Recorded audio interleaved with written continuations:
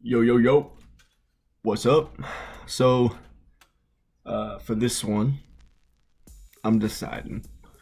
You know, I've been seeing a lot of people, um, a lot of you fans, a lot of you, a lot of haters too, honestly.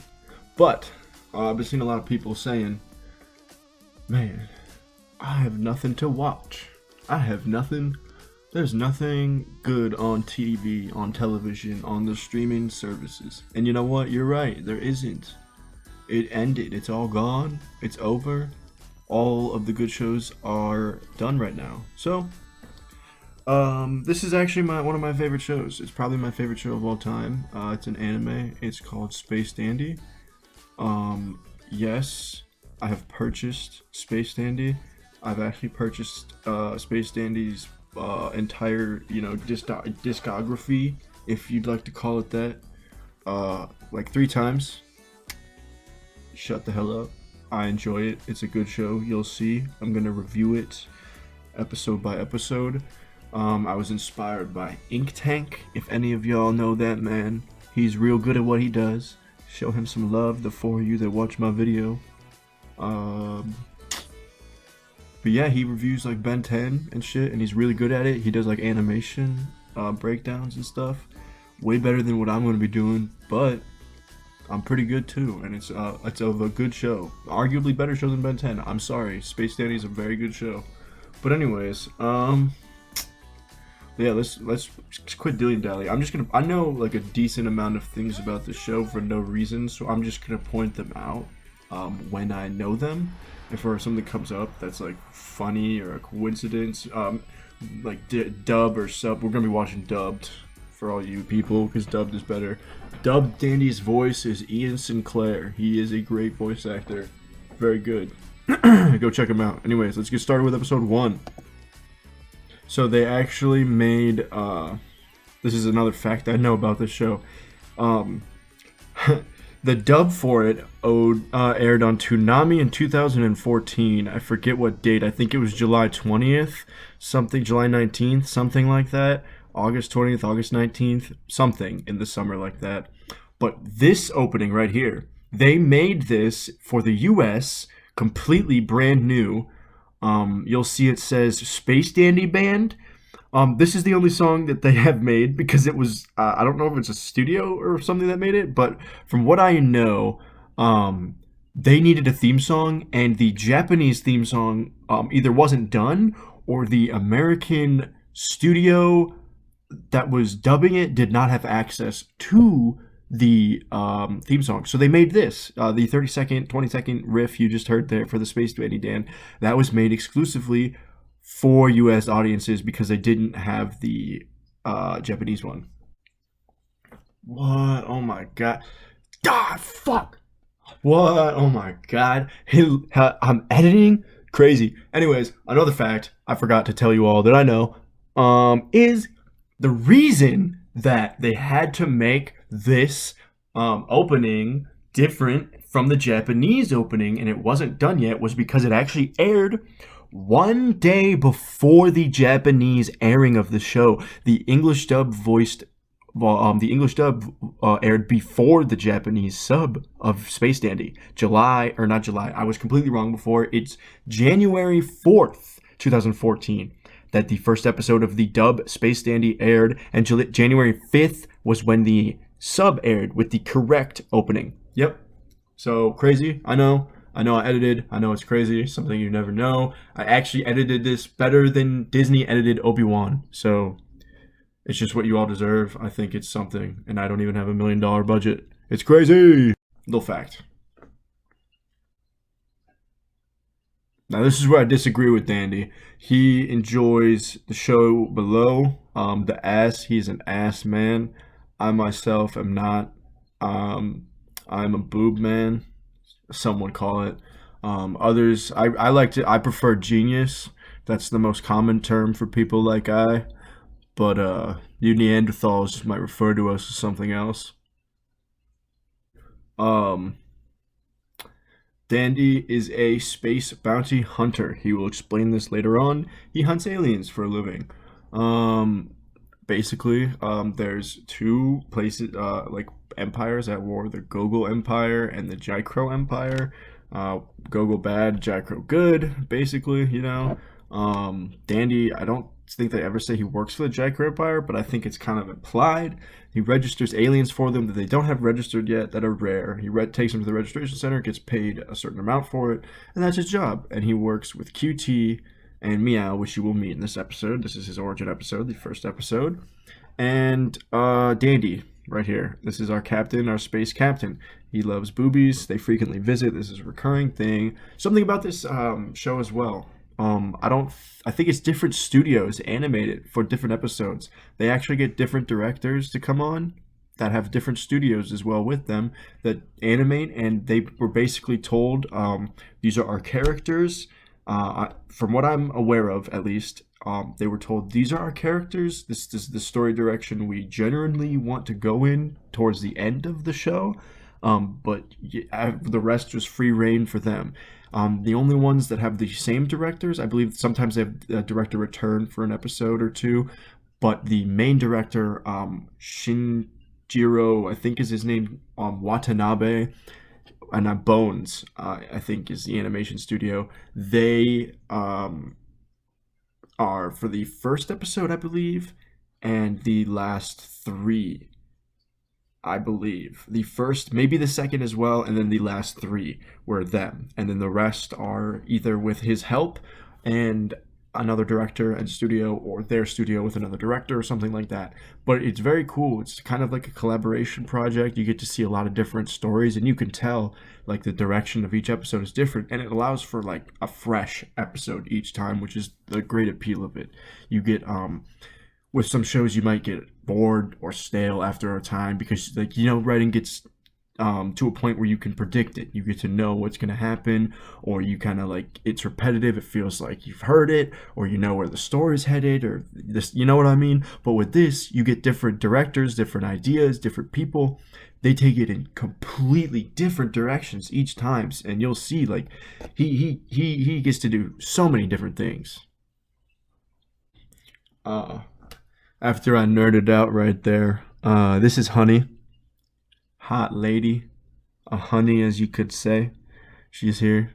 She's a recurring character, potential love interest for our main man Dandy. I'm pretty sure QT's a boy. I think he's in like androgynous technically because he's a robot. He doesn't have genitals. But there's an episode where he falls in love, and the robot is like really feminine. So I'm pretty sure he's a dude. But I don't know. This is another recurring joke they have. QT is like too old, or like something's broken down because they don't pay for it, and Dandy refuses to play. They can't pay for QT's operating system, so he can't search for aliens with his data or whatever. He has to use a book to find aliens. They do that a lot. Bones, I believe they do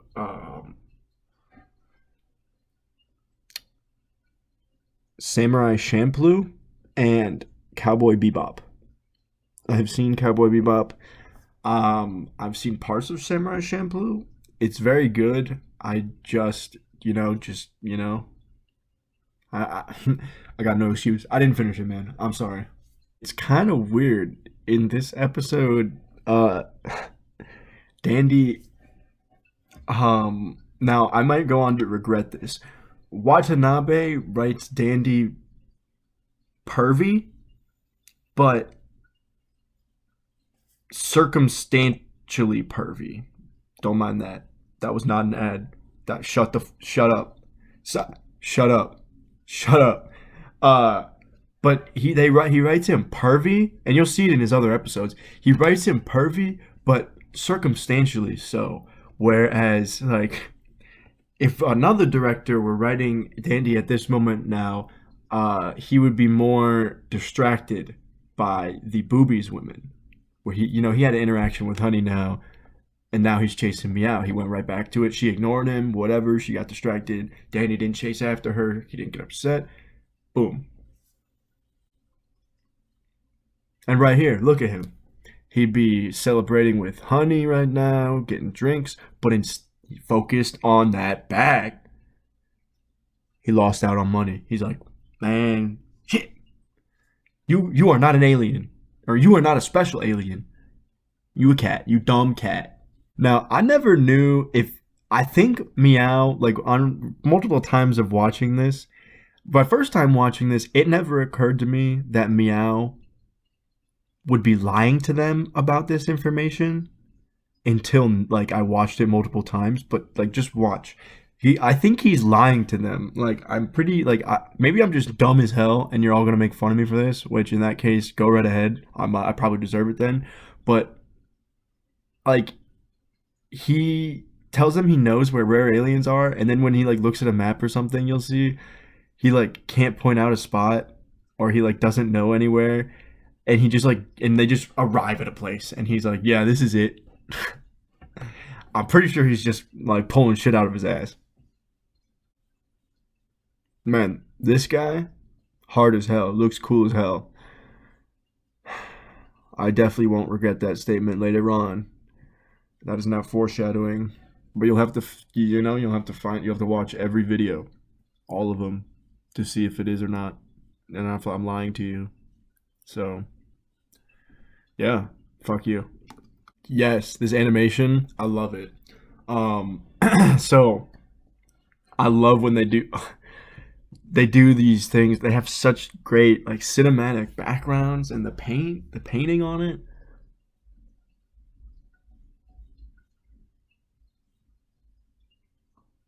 Yes, going with the flow. He is right. He's correct. He's correct. What are you doing? If you are swimming against the current, you're literally swimming in place. You know? Go with the flow, man.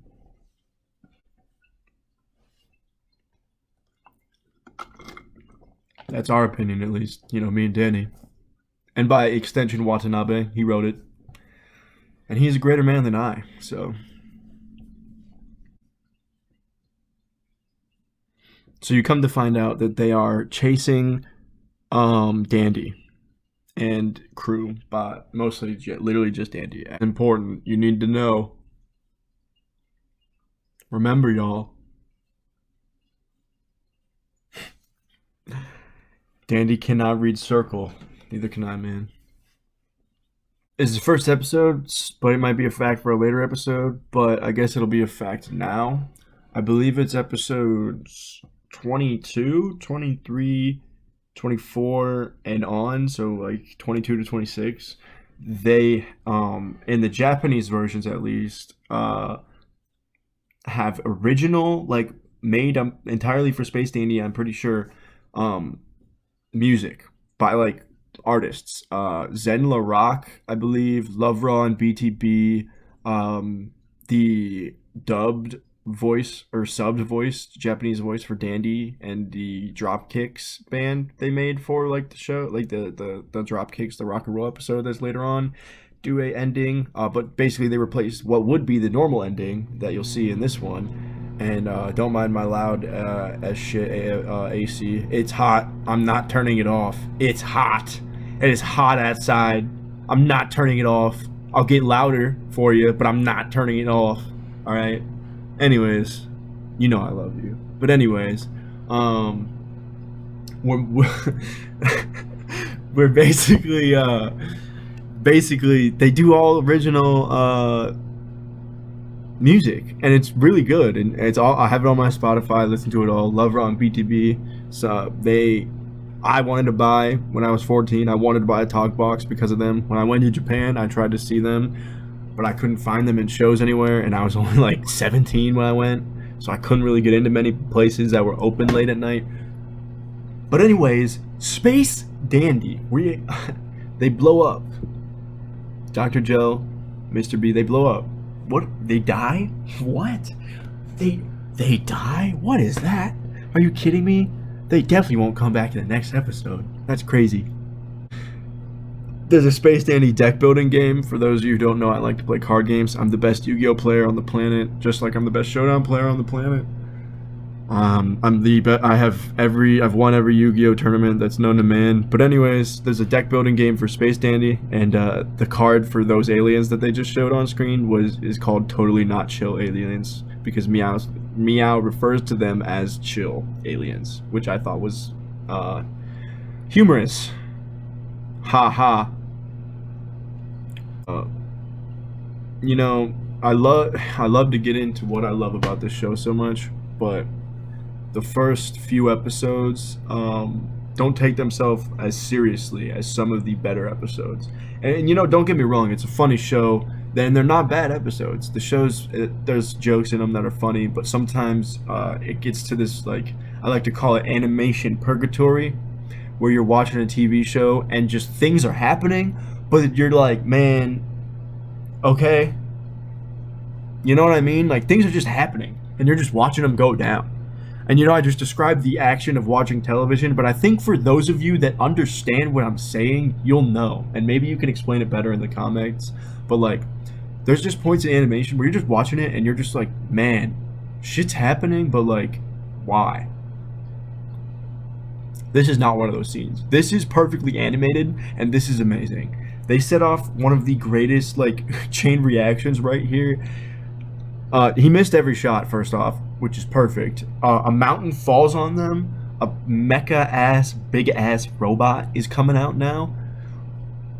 They poke their little heads out, Looney Tunes style. And, pow! Literally planet-busting. Yeah, Goku could never. That's what I thought. And look, pop, they pop up. I saw a really good AMV that won like an award for this shit or something, finalist or something in 2016, that had really good music to this. It was great. If whoever made that, if you watch this, man, I will Venmo you $5. That was a great AMV. Classic. I think that's the Bones Inc. They used that thumbs up is in Cowboy Bebop. Shampoo, I'm pretty sure, has got it, but they all got that thumbs up. Tarantula monster looking ass. Bald headed looking Herbert monster ass. Yeah, QT gets his ass whooped. Low key thing is scary as hell. I do not want to mess with it. Look at that. Rips a whole ass door off. Shit is scary. Yup. Aloha oi. Boom. Dead. Maybe I'll keep a counter. You know, if I figure out how to edit shit, I'm going to keep a counter for how many times Space Dandy and the crew either die. That's not a spoiler. Shut the fuck up. Or the Aloha Oi blows up. So he's telling QT about a special weapon. And Dandy's like, man, this shit's going supernova. Bitch!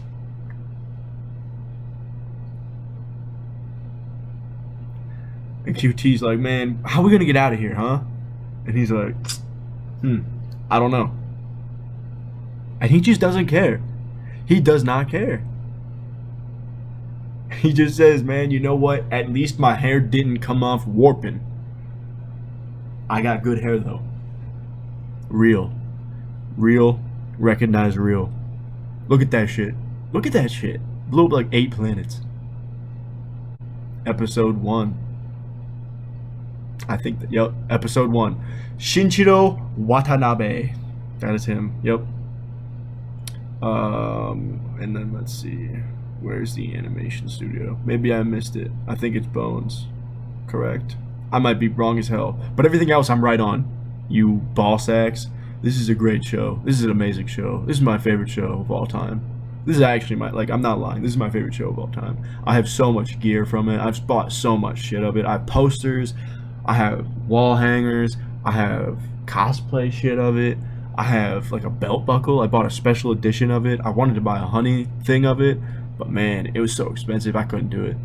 I didn't have that much money. If I was richer, man, I'd do it. But man, I love this show. It's great. So you got to give it time. The first few episodes, like I was saying before, they are not as deep, or they don't take themselves as seriously as some of the greater episodes. Episode 5, one of the best episodes of the show. So we'll see. When we get to episode 5, I expect all of you to watch it. All of you, come back. Episode 5, great show. Great episode. Bones, I was right. Suck my balls. All right. Peace. I'll see y'all. Peace.